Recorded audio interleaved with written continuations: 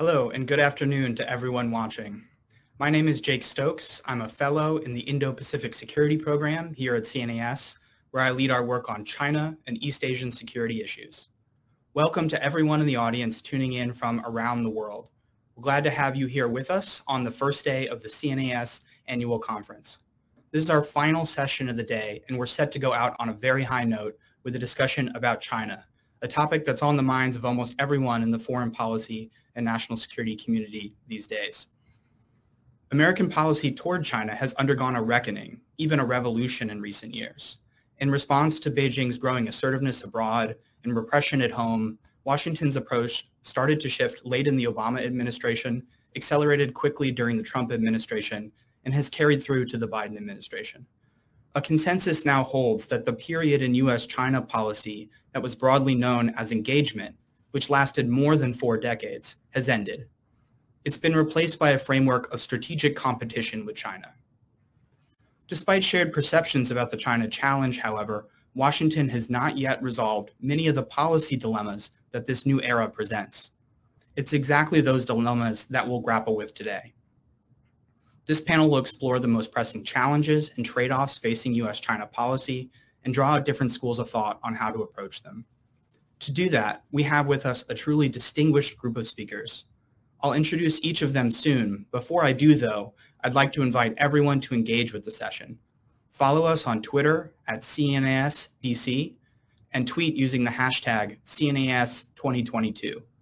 You may also join the conversation and submit audience questions by using the chat box on the official conference website, conference.cnas.org. And now for our speakers. First off, we have Senator Brian Schatz, who is the senior senator from the great state of Hawaii. Since joining the Senate in 2012, he's focused his work on helping workers, veterans, and families, and has led key legislation on healthcare, climate change, and technology. Senator Schatz chairs the Indian Affairs Committee and serves on the Appropriations Committee, the Commerce, Science, and Transportation Committee, the Foreign Relations Committee, including the Subcommittee on East Asia, and the Select Committee on Ethics. He also serves on the Senate Democratic Caucus's leadership team as the Chief Deputy Whip. Prior to his service in Congress, Senator Schatz was Hawaii's Lieutenant Governor and served for 8 years in the Hawaii State House of Representatives. Senator Schatz grew up in Honolulu and received his bachelor's degree from Pomona College. Welcome, Senator. Thanks for having me. Thank you for being here. Next, we have Ambassador Paula J. Dobriansky. Ambassador Dobriansky is a senior fellow at Harvard University's John F. Kennedy Belfer Center for Science and International Affairs and vice chair of the Atlantic Council's Scowcroft Center for Strategy and Security. From 2001 through 2009, she served as Undersecretary of State for Global Affairs and established and led the U.S. India, U.S. China, and U.S. Brazil Global Issues Fora, which advanced crucial work and international cooperation on environment, energy, health, development, and humanitarian issues. Additionally, she was head of delegation and lead negotiator on U.S. climate change policy. She serves on the Exim Bank's Chairman's Council on China Competition, or C4, and was chair of C4 from 2020 through 2021. Ambassador Dobriansky is a member of CNAS's Board of Advisors as well. Welcome, Ambassador. And finally, we have Dr. Elizabeth Economy. Thank you. Dr. Economy is a senior fellow at the Hoover Institution at Stanford University. She's currently on leave to serve as senior advisor for China to the Secretary of Commerce.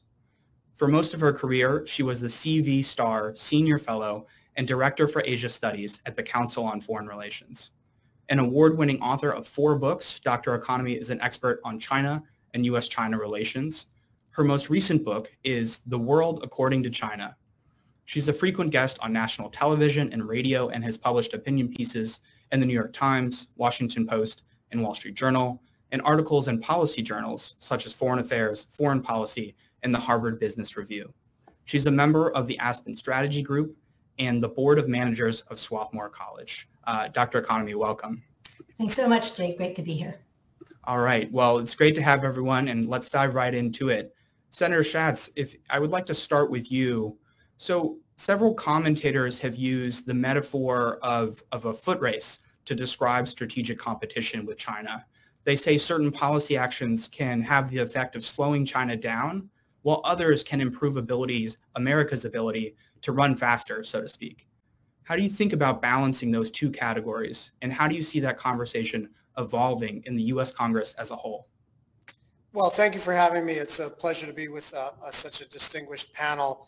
I guess what I would say to that is that I'm not sure I love the metaphor because it forces me to choose either running faster or slowing our competitor down. And the truth is that I think most of the things that we need to do will accomplish both. I think what we've seen over the last at least decade is not that China suddenly has a higher tolerance for risk. It's that they have assessed that some of the things that they were not doing previously were not all that risky at all.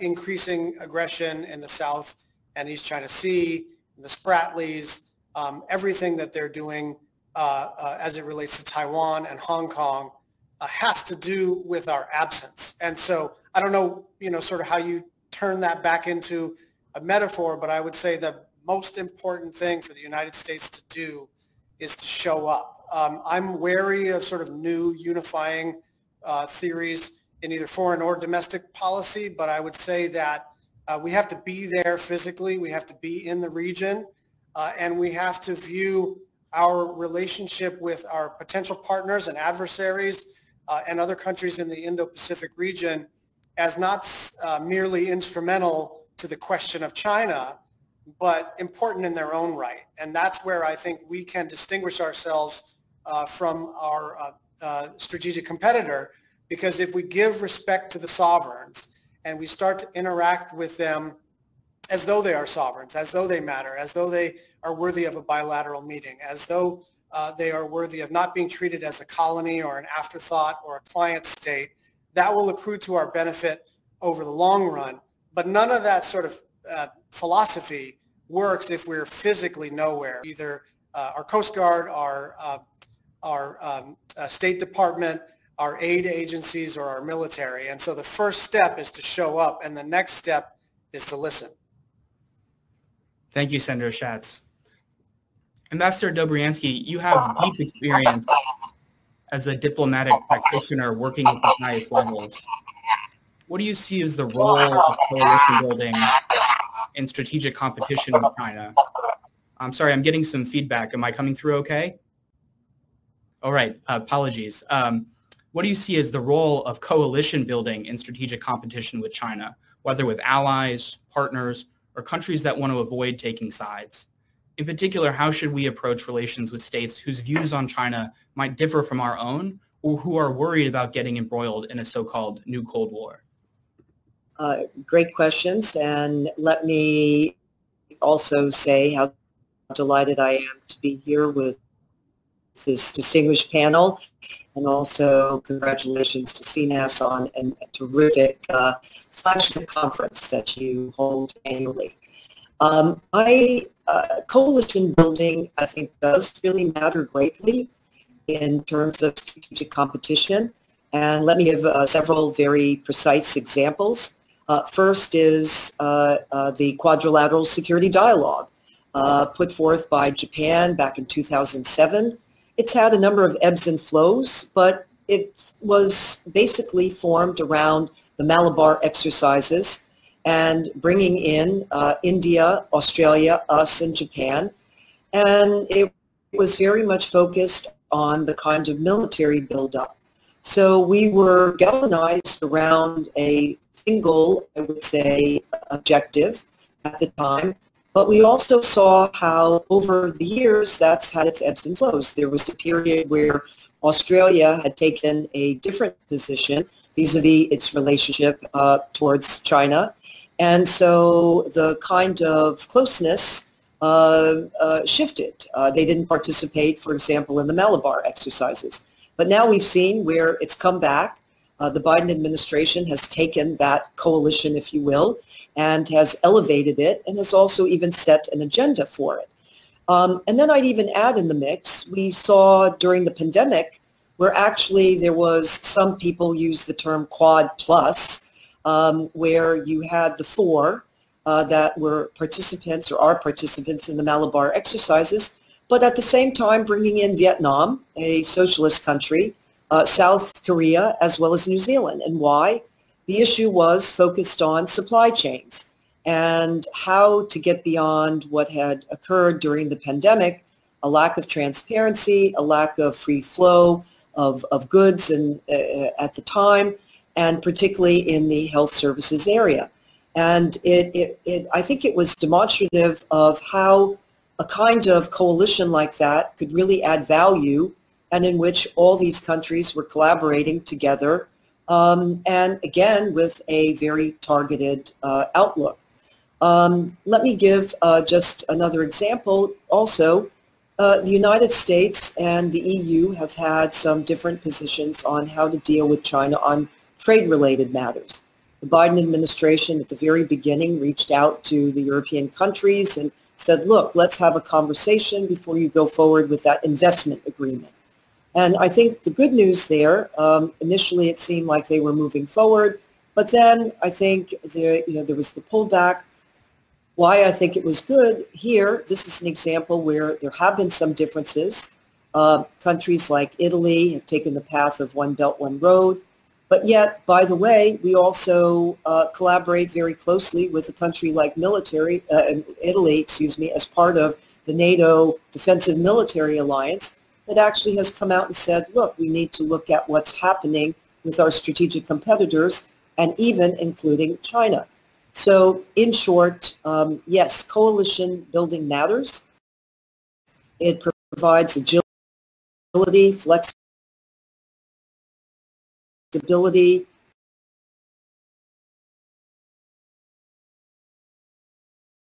it galvanizes countries around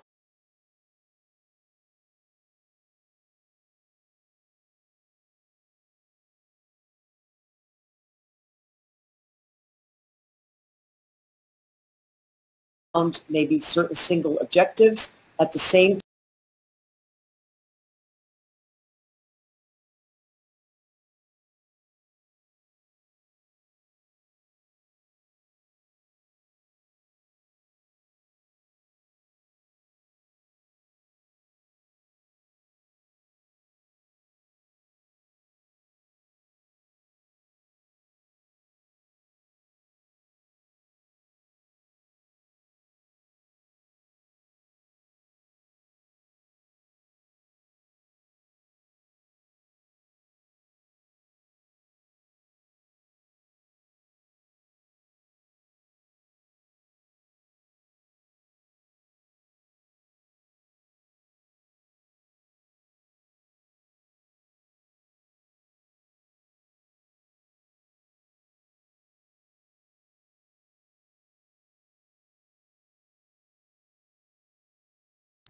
Thank you, Ambassador.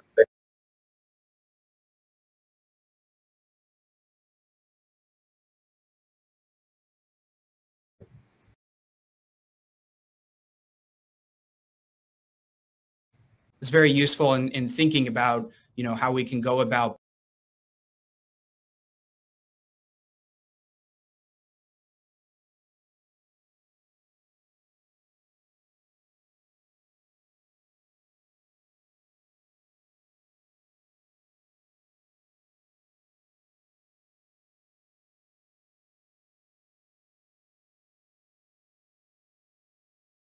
then to quote Secretary Blinken's speech from a few weeks back, his major China speech that he delivered at GW.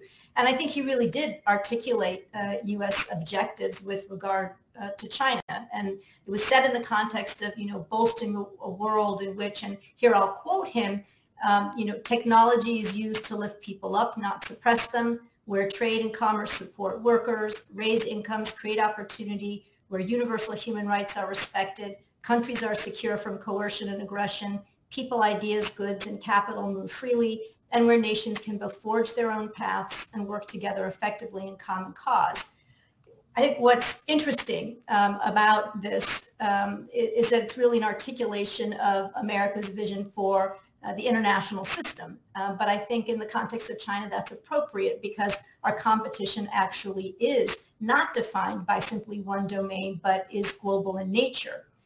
So I think that the administration has, in fact, sort of set out its objectives with regard to its competition with China, but maybe there's just a failure to appreciate the degree to which it's not simply targeted in some form of a bilateral technological competition with China, but this really is a systems-based challenge.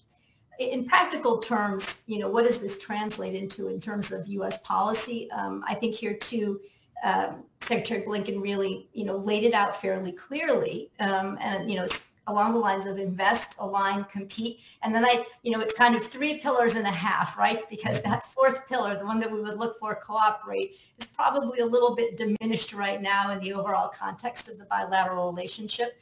It could use some bolstering of its own, but I'd say there are sort of 3 to 4 pillars. And first, of course, is investment, right? We have to rebuild. If we're going to be competitive, we have to rebuild the social and economic fabric of our country. And sitting at Commerce, but still speaking in my individual personal capacity, I would say this speaks very directly to the kind of work that the Commerce Department does, whether it's, investing in skills training, for our, lowest income workers, or it's the broadband initiative, certainly the CHIPS Act, which hopefully the senator is going to help move through in all haste, but which will, bring, workforce training and R&D and manufacturing in the sort of a core critical technology, semiconductors, back to the United States, and contribute to help us, continue to lead on the innovation side, but also to recapture some of what we've lost in terms of advanced manufacturing. So investing in ourselves is number one, right? We can't do much if we're not strong ourselves. Aligning, and here I think Ambassador Dobriansky really outlined, I think quite well, the importance of our allies and partners and the coalitions that we're building, whether it's the U.S. and EU Trade and Technology Council or the Quad Emerging Critical Technologies Working Group, although I think the name has changed to match that of the TTC, so it's now the Quad Technology and Trade Council too, or Technology and Trade Council. And of course, the new initiative that's just come out, the Indo-Pacific Economic Framework. So all of these things, are directed toward working together with our allies, in order to ensure that our policies are aligned on supply chains or export controls.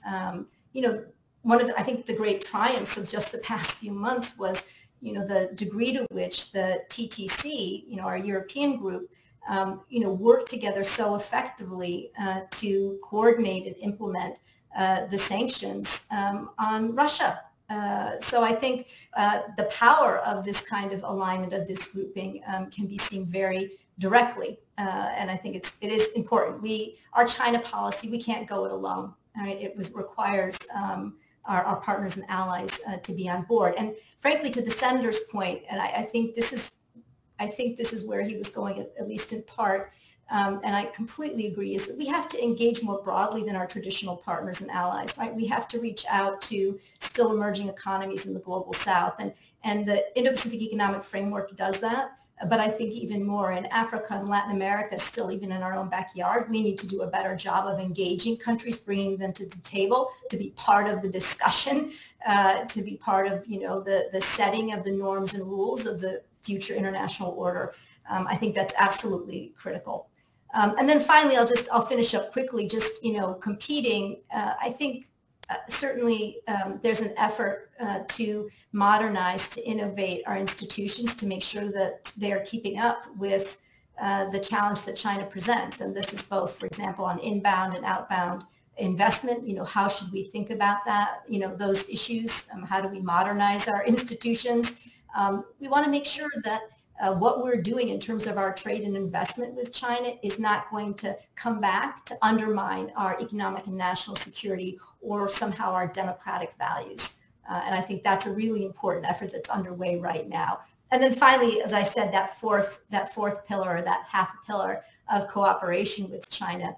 And I think, obviously on issues like climate change and health, China is an enormous player. And if we're not back in the 1990s where we're trying to think about, how can we transfer, clean tech to this emerging economy of China, right, to get it to do the right thing on climate change. We are dealing with a major innovation powerhouse who is the leading emitter of greenhouse gases, of carbon dioxide. And how do we get China to pursue a policy that will be conducive, right, to really constraining the warming of our planet, and so that's a different proposition than where they were still growing and emerging, and we were sort of the developed country. So how do we work with China in new ways to ensure that it is committing to do the right thing, and that we are aligning our policies at the very least? And then finally, I do have to give a plug for trade and investment with China because, again, we don't want it to impinge negatively on our security or on our democratic values. But I think certainly I want Starbucks selling lattes. I want Nike selling sneakers and, athletic wear. I want McDonald's and Burger King being the number 1 and 2 fast food restaurants in China. I think this is all to the benefit, of the United States. And they're important not only in terms of the revenues that they provide, but also in terms of the soft power and the sort of the message they send about American innovation and creativity and openness. So I think the strategy is there. I think the objectives are actually quite clear, but it's different from what's come before. This is a global competition. It's not simply a bilateral competition. Thank you, Dr. Economy. That was very comprehensive and fascinating. You mentioned just now the global competition and working across the region, especially in the Indo-Pacific. I want to zoom in, if I can, and ask Senator Schatz a specific island or a specific question about the Pacific Islands. Of course, you represent the state of Hawaii, so you have special insights on the role of the Pacific Ocean and the Pacific Island countries. I wonder if you could talk a little bit about how you see the importance of the Pacific Island countries, especially in this context of strategic competition with China, and especially as we've seen moves from China lately to deepen its presence and engagement in the region, sometimes with mixed success, but certainly more success than we would prefer. So can you talk a little bit about how you see the situation in that region? Sure. And Jacob, I just want to respond to one thing that you said, because I find it to be a kind of foundational question, which is, are we in a new Cold War? My judgment is that that's not the most helpful framing, because we're we're post-globalization, and it's hard to understand the world in terms of poles, right? And sort of a binary alignment.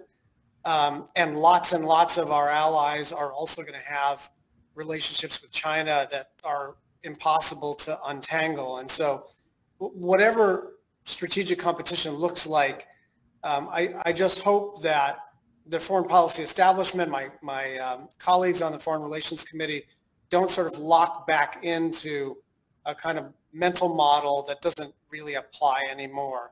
I know that's not the main thing, but it was just kind of bouncing around in my head. On the Pacific Islands, I mean, it goes back to the first thing I said, which is we really were nowhere. Kurt Campbell's pivot, and I know we don't call it that anymore, was the sort of first marker that we ought to pay attention to the Asia-Pacific region. And we've made some progress, but I think in the last 2 or so years, it's been the first time that I've seen real resources behind the kind of rhetorical pivot. It started with the Defense Department, and it's being followed on by the Department of State, and then the related sort of NGO universe and aid agencies. But I guess I hearken back to the kind of way I look at island culture, which is the way Barbara Mikulski, the great senator from the state of Maryland, used to say, "Nothing about me without me."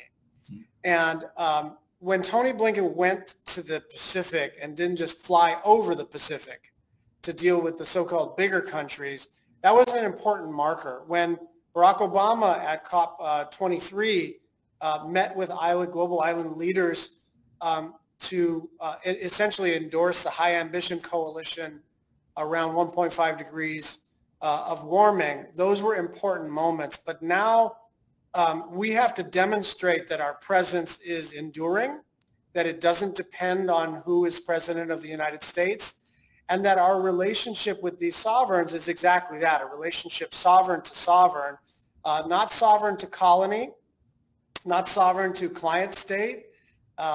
It may be relevant in the background how big we are versus how small they are, but some of this is about just on a more human level, respecting heads of state and giving them the dignity that they deserve in these bilateral conversations. Now, on a more mundane level, we have DoD assets that we need access to. We need to be more forward in the region from a military standpoint. And of course, we need to renegotiate and then ratify the Compact of Free Association. We've got FSM and MRI expiring in 23 and Palau in 24. I'm very confident in Ambassador Zhou Yun and his ability to kind of work all of this, but we're dealing with lots of different island nations, and they are not that similar, except to the extent that they are in the Pacific and they are small. But that's one thing that we have to kind of understand. As I talk to my colleagues on the Foreign Relations Committee, they've got incredible fidelity. Who used to be the leader of an individual Middle Eastern country? Who's the opposition leader? Who are the civil society leaders? And when you try to ask them to find Palau on a map, you may struggle. And so building up that capacity is important for our own reasons, but it's also just a sign of respect that we want to understand what their individual needs are and not just treat them as instrumental to our strategic competition goals. Thank you, Senator. I think that's a series of great points, including about building up the knowledge base, across the U.S. government on the details, the deep details of these issues, and seeing that as a platform for engagement. I want to kind of move to perhaps one of the most challenging pieces in competition with China and ask Ambassador Dobriansky. Certainly in recent years, we've seen China act assertively and even aggressively using military tools and paramilitary forces around its periphery, including in the South China Sea, East China Sea, towards Taiwan, and on the border with India. So how should we go about deterring future aggression by China? And is there any role for steps designed to reassure? And how do you kind of see the dynamic there? Well, the answer is absolutely. First, I think one of the most significant deterrence is our presence in the Indo-Pacific. The fact that we do have military assets in the region, which does provide not only a kind of reassurance to our allies, partners, friends in the Pacific, but it does also provide, to some extent, a deterrent against some of China's aggressive actions. That's the first, I'd say. Secondly, the fact I referenced earlier about the annual Malabar Exercises, that in of itself does send a kind of signal, a unity of purpose, a show of force, if you will. It has been criticized by Beijing, and because of what it does demonstrate, a unity of purpose, and that does have deterrent value, certainly.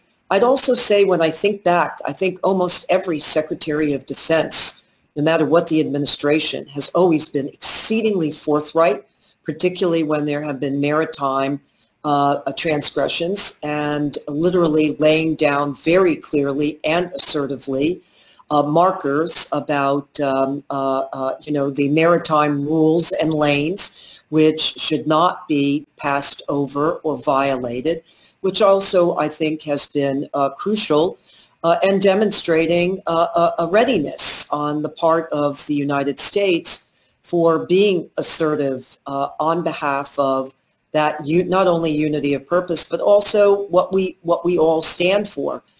I'd also say something that we shouldn't forget.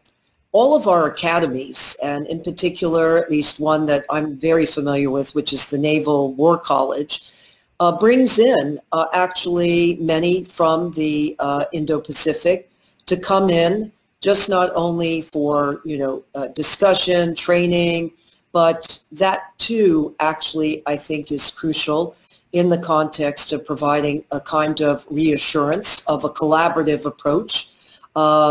This is on that side of the ledger. And then finally, something that also I think is important here, it's not just only the military assets, the exercises, the kind of training, exchanges, but, there's also, certain political manifestations that also are crucial to the region at large. At the beginning of the Biden administration, I think it was important when the president sent former Senator Dodd and a delegation to Taiwan. It sent an important signal about the importance of Taiwan to the United States, and it certainly also sent an important signal to Beijing. And I'll end on this note. I would say, although it's in another part of the world, what happens in Ukraine, certainly, and how we handle Ukraine has definite ramifications for a deterrent value for China and Taiwan. I think here it's been very crucial, the giving of the very modern and heavy artillery equipment into Ukraine. I think that show of support for as we know, the unprovoked and outright brutal aggression from Russia has to be countered. And what we do there, the Chinese are watching very, very closely. So I would add that also in the mix as a really important and crucial deterrent. What we do there will also, I think, impact their own actions in the future. Thank you, Ambassador. I think that's a very, very critical point. And I hear echoes in your answer of, some of how we've seen the administration talk about integrated deterrence, that it's both a military, but also political, also allies and partners pieces working in unison. Speaking of working across a number of different areas, I wonder, Dr. Economy, if I can go to you now. In recent years, we've seen a greater focus on technology in the competition between Washington and Beijing. How do China's leaders see the geopolitical and maybe just as important geoeconomic importance of technology broadly? And what should that tell us, or how should we, how should that inform the U.S. response? Sure. I think technology is really at the heart of Xi Jinping's, plan of his desire for the great rejuvenation of the Chinese nation. I think there's probably not a topic, if you look back through his 3 books of speeches now that he's published, thousands of pages of speeches, next to sort of party theory and the Communist Party, sort of the importance of the Communist Party, there's probably not a topic that he talks about more and with greater fervor than that of technology and the importance to the future of China's rejuvenation.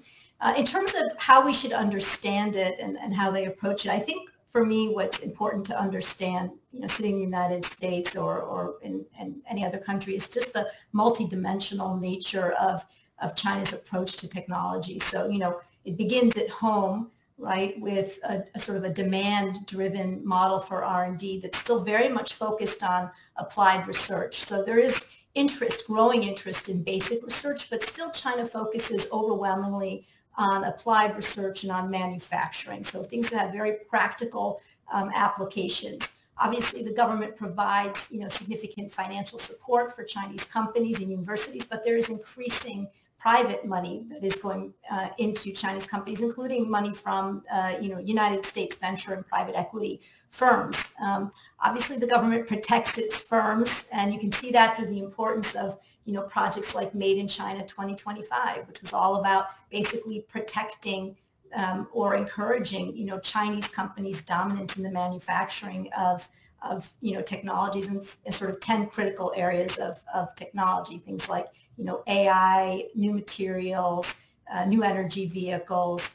And now we have dual circulation, which basically says, China can innovate, manufacture, and consume largely within itself and only really, engage the international community for exports, but also to encourage a kind of dependence by foreign companies in China as part of their supply chains, so that China has the ability to exert a form of political leverage over the country. So that's the kind of model of technology at home that China is developing, how it views sort of at least one part of its engagement. I think another critical aspect is the issue of military-civil fusion, and that China does place a primacy on technology that is dual use. So things like quantum computing and big data, semiconductors, 5G, et cetera. And I think that also has to inform us as we're thinking about how we modernize our institutions and think about how do we ensure that technology that we may be thinking that we're selling to a commercial entity in China actually is going to be diverted for military application. I think that's a huge issue that we need to confront.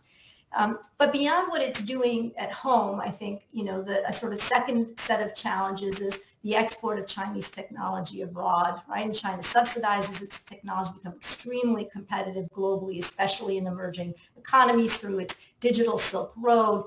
It's no longer just the hard infrastructure of ports and railroads and highways, but it's subsea cables and e-commerce and satellite systems. I mean, China, Huawei Marine, which is the, undersea cable part of Huawei, has gone from, a 2% market share, a decade ago to, about 20%, at this point.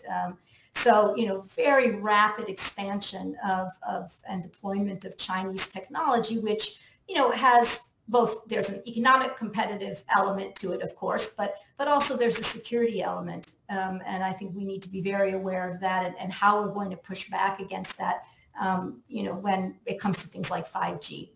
And then finally, you see China becoming far more active in standard setting bodies, right? And that's sort of the third tier of their competitive strategy when it comes to technology, right? Trying to cement Chinese technology through the setting of standards. And I'm sure everybody who's watching this is familiar with the very, the Chinese saying that third tier companies manufacture, second tier innovate, and first tier set standards. So that is very much the mindset of China. So how do we think about it? How do we respond? I think the most important thing to my mind is just to be aware of China's intentions, how it goes about things, this multi-level strategy, the military-civil fusion. Our strategy has to be multi-level, right? We have to think about more, I think, in terms of public-private partnership, right? Just the free market, isn't enough to sustain us in our competition. So things, again, like the CHIPS Act that can support our domestic R&D and our manufacturing and our workforce training, those are enormously important. They are, I think, going to be an increasingly important part of our technology competition with China. And then when it comes to the dual-use technologies, I think going back again to this issue of aligning with our partners and allies and others, we have to make sure that our policies on inbound and outbound investment and as well as export controls are aligned. Because taking a unilateral action in one of those areas on a certain technology or set of technologies will effectively be meaningless if everything is backfilled by our European or Asian allies and partners. So it's a big and complicated issue, and I think it's one of the ones that's going to define the relationship over the course of the decades to come.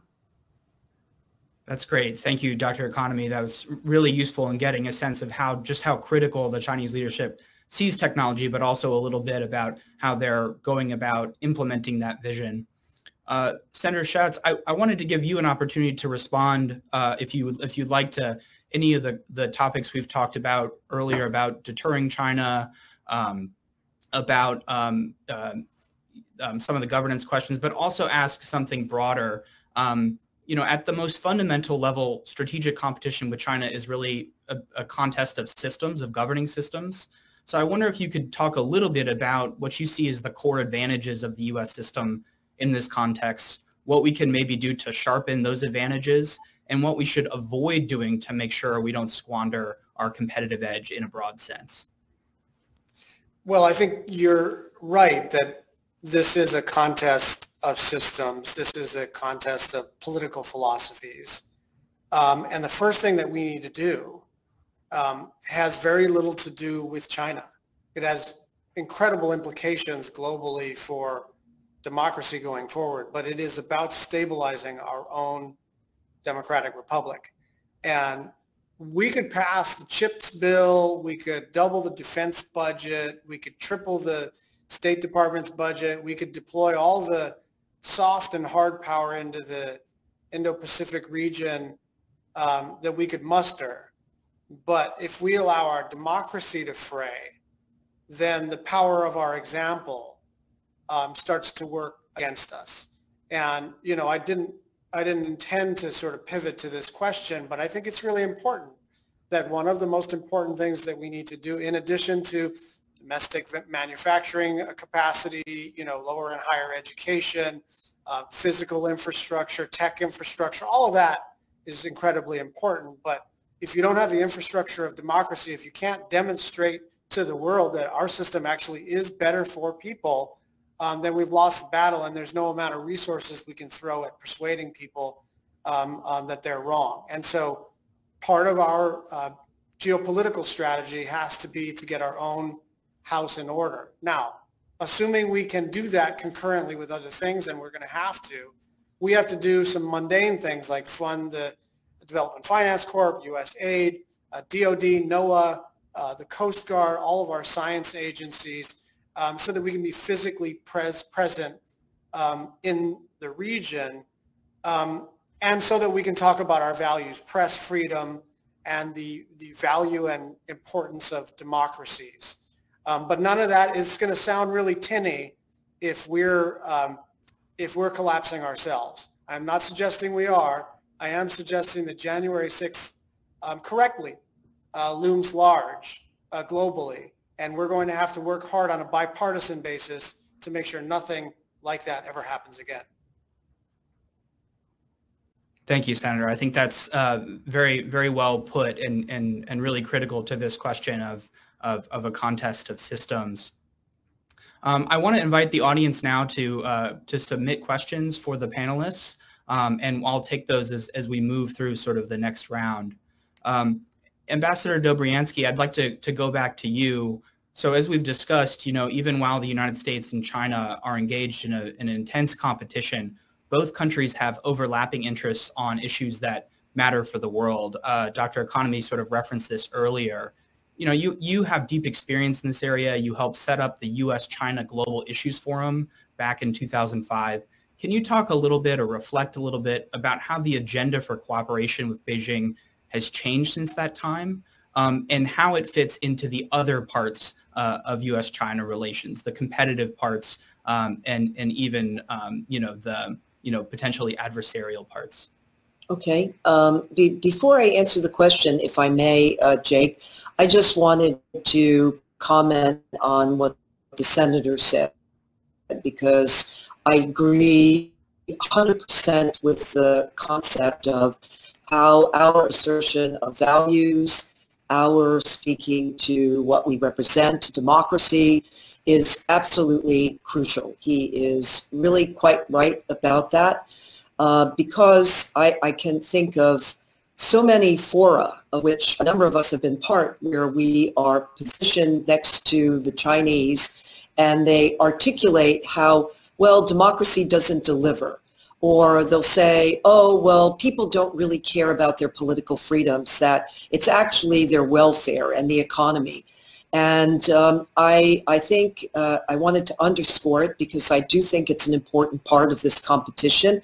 It's not just only the military challenges, the economic challenges, but also it is that moral narrative, and it is ideological here.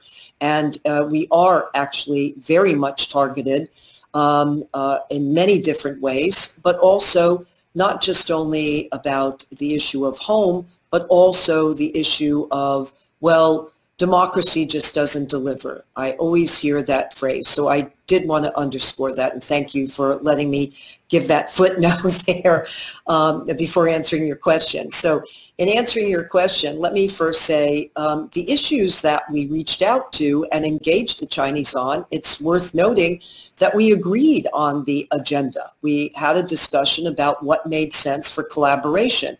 And here the issues were, in fact, issues like health, like refugees, here refugees meaning particularly refugees coming out of North Korea into China and how to deal with those refugees, environmental issues, climate change in particular, and then also how we can collaborate on humanitarian type issues when there are crises that take place in other parts of the globe and what we both, can bring to bear.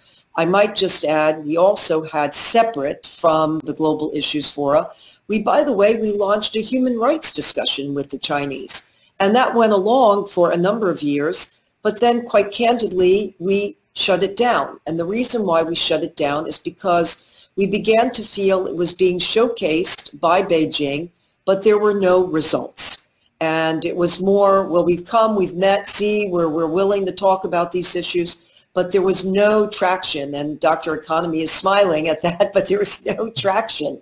I mean, whether it was on Tibet, whether it was on the Uyghurs or other, well-known cases. So we shut it down. In the other area, I think we had some really good traction, and so much so that actually that Global Issues Forum got integrated into what became known as, the U.S. China Strategic Economic Dialogue, which really became rather expansive and rather detailed and deep. So forgive me, I had to give just a little bit of that backdrop. So where are we now? I would say that when I look at each of these issues, all right, I would let me start with climate change. I know that Secretary Kerry has really strived to engage, and there has been a very strong effort in that regard. And I think that maybe that's one of the areas maybe where there's been some back and forth, but it's far and few in between. In terms of refugees, I'm not aware that there's any discourse that exists, especially in terms of North Korea, because that was the focus. How could China really help in this case and not return these poor refugees back into North Korean hands? On health, well, the biggest and humanitarian, the biggest focus is the pandemic. And I'd say here there is an absolute divide. I might just add, and actually by background, during my time we dealt with avian influenza. And China was actually one of the very few countries that would not let the United Nations in to actually inspect the bird flu. So it didn't actually surprise me in this case that there was great resistance of having an inspection team come in at the outset and to actually take stock of what took place. But it went beyond that. I would actually, because you've raised, Jake, competitiveness, actually it became competitive. I mean, in the sense where China actually going to Africa, Latin America, many countries striving to give masks, in the context of the pandemic. But also it backfired in a number of cases because with Russia, with China, some of the masks that were provided and some of the equipment that provided happened to be faulty. And it wasn't a collaborative approach, which it should be, and an area that affects us all, and a transparent approach.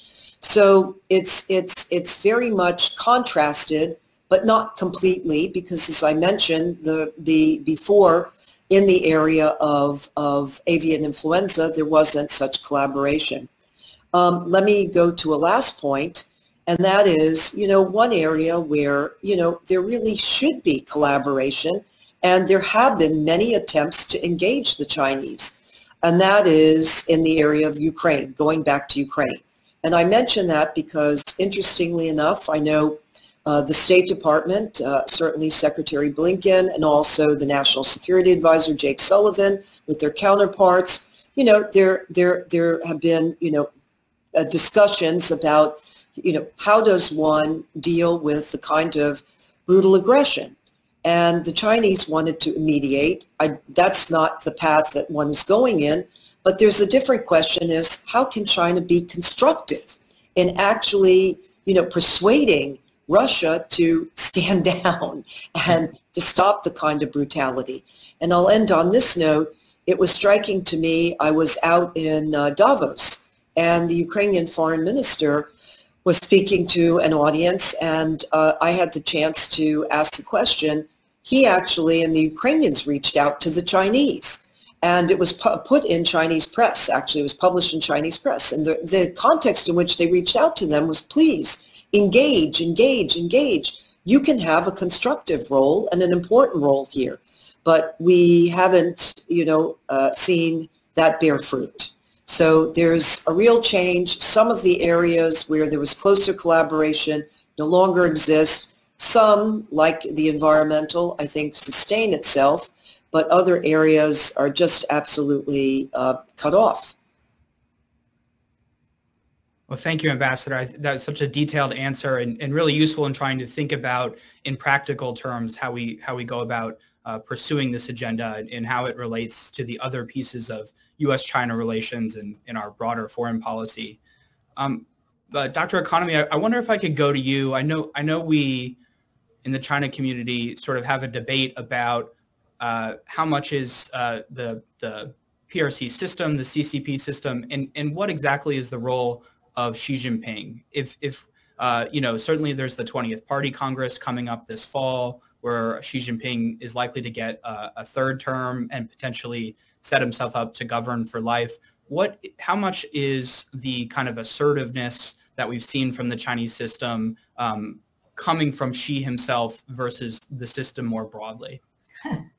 I mean, that's a difficult question to answer, but, and you're right, there is a debate certainly around whether somehow China, because of its, Marxism, Leninism,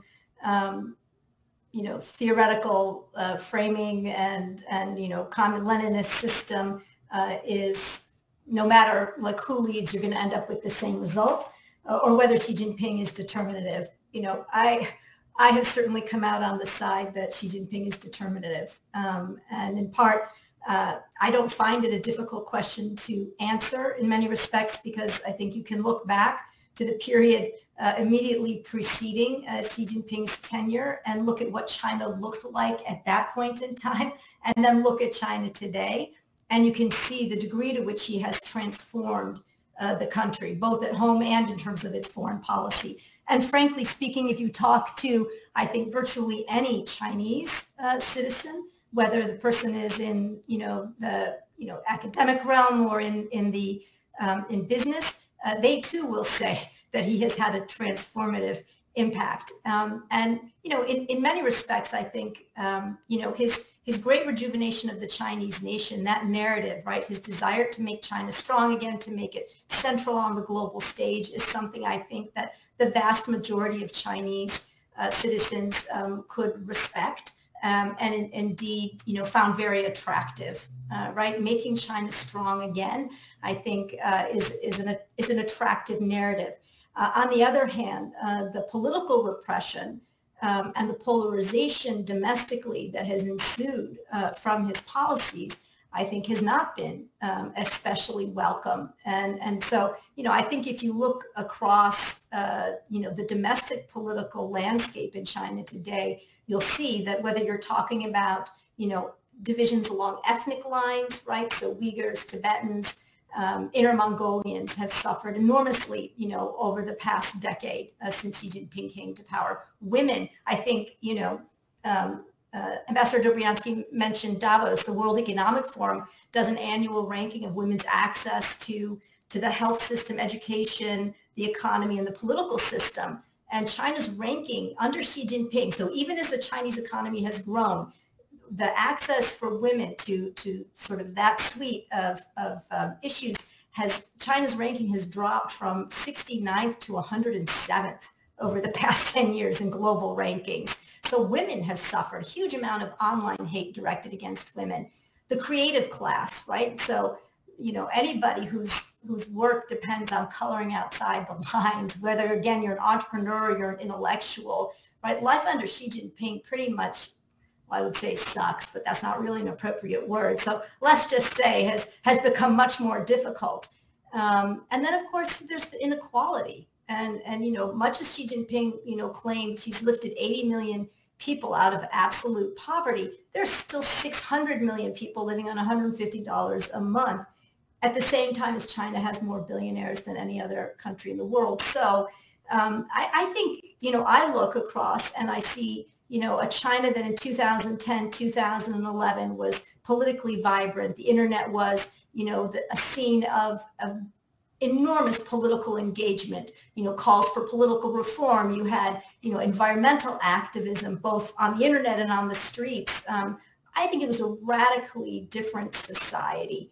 And so for me, I don't think there is a debate. I think that to be had about the impact of Xi Jinping, certainly at home and obviously on the global stage, just the incredible transformation we've seen into this much more assertive China.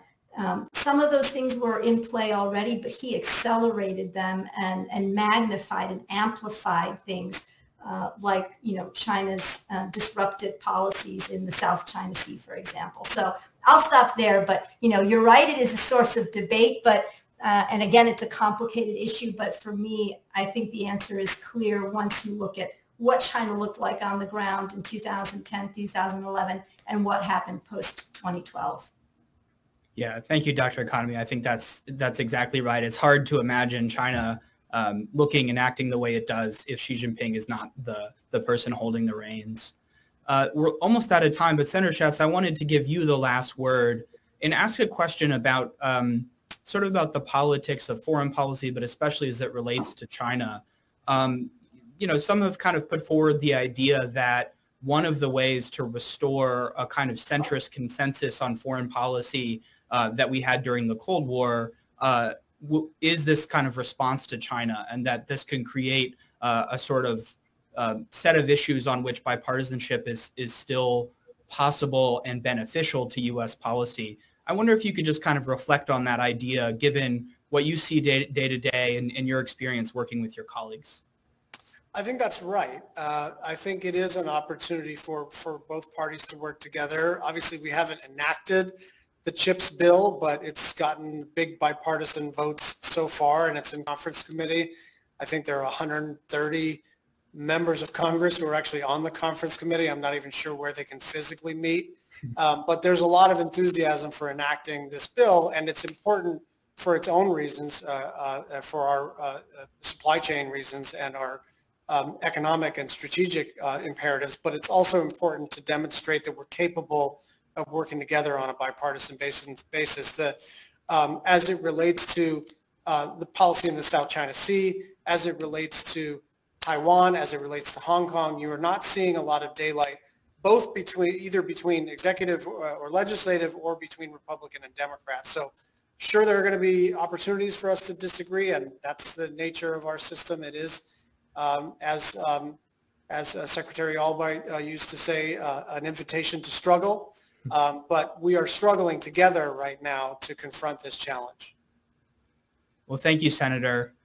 So we'll have to wrap there. This has really been a fantastic and enlightening discussion. A big thanks to Senator Schatz, Ambassador Dobriansky, and Dr. Economy for joining us today to share your insights. And thank you to everyone who joined us at the Center for New American Security for the first day of our 2022 National Security Conference.